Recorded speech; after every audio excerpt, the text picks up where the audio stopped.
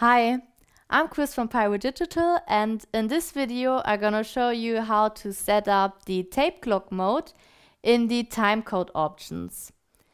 You have to go to Device Setup and Timecode Settings. In autofire mode, the script can either run synchronous to an internal clock or to an external timecode source.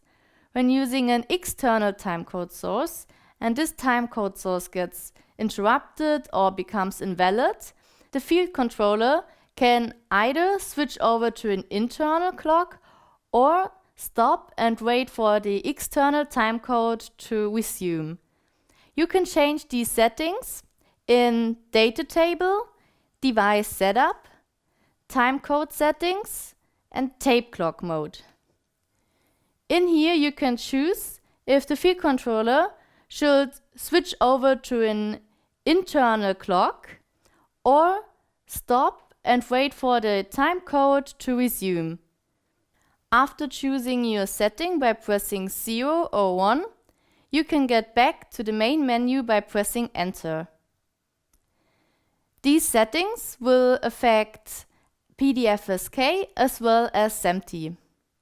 For more information, please check out our website pyrodigital.com. See you next time. Bye.